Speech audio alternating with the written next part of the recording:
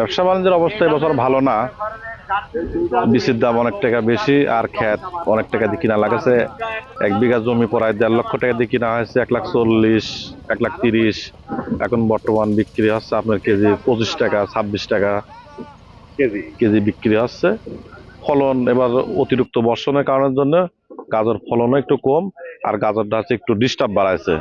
এই জন্যই ব্যাপারীরা হচ্ছে ব্যবসার অবস্থা খুবই একটা ভালো না। আছে মোটামুটি আছে, মানে ততটা ভালো না। এই মাল আমরা এগুলো আছে এখান থেকে চরে থেকে আছে, মাঠে থেকে লিভার দিয়ে তুলে এনে এখানে ধোয়ার পরে বস্তা, আপনারা দেখতেছেন বস্তা প্যাকেট হচ্ছে। এখান থেকে বিভিন্ন মোকামে ঢাকা যাচ্ছে, সিলেট যাচ্ছে, চট্টগ্রাম, রিয়াজউদ্দিন বাজার যাচ্ছে, তারপরে আপনার রাজশাহী, সিরাজগঞ্জ, কুষ্টিয়া, প্রত্যেকটা মোকামে আমরা দেখা যাচ্ছে কি কিছু ব্যাপারী আছে, সবাই ব্যাপারী মিল করে গাড়ি করতেছি, গাড়ি করে এই মালগুলো আমরা সংগ্রহ করে আড়তে পাঠাচ্ছি।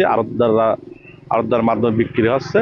ওনারা আমাকে হচ্ছে দেখা যাচ্ছে সপ্তাহে 2 দিন টাকা লাগা দেয়, বৃহস্পতিবারে এবং রবিবারে টাকা দেয়, এবং তার আগেও দেখা যাচ্ছে কিছু টাকার দরকার হলে অগ্রিম লাগা দেয়। এভাবে আমরা ব্যবসা বাণিজ্য চালা যাচ্ছি। মালের চাহিদা ব্যাপক পরিমাণ ভালো আছে, কিন্তু চাহিদা আমরা বাইরের গাজরগুলা যেসব কার্টুনগুলো আছে ইনপুট করে চায়না গাজরের জন্য আমরা হচ্ছে অতিরিক্ত মার খাই যাচ্ছি। এই চায়না গাজরের জন্যই আমাদের বাংলাদেশে যে পাবনা জেলায় যে গাজর উৎপাদন হয়, এই গাজর দিয়ে আমরা সারা বাংলাদেশ চাহিদা পূরণ করতে পারি, কিন্তু ওনারা হচ্ছে বাইরের গাজর নিয়ে আসি আমাদেরকে অনেক টাকা লস এবং ক্ষতি করতেছে।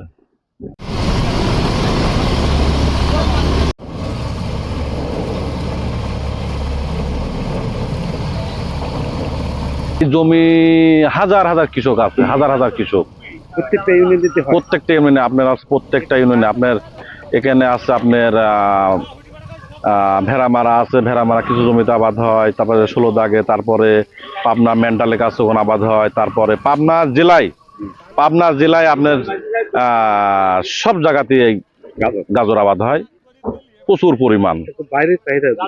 বাইরে এগুলো আছে চাহিদা বেশি, কিন্তু আমাদের চায়না গাজর আছে, আমাদের আছে মায়ের প্রশস্ত পরিমাণ আছে, ব্যাপক ক্ষতি করে।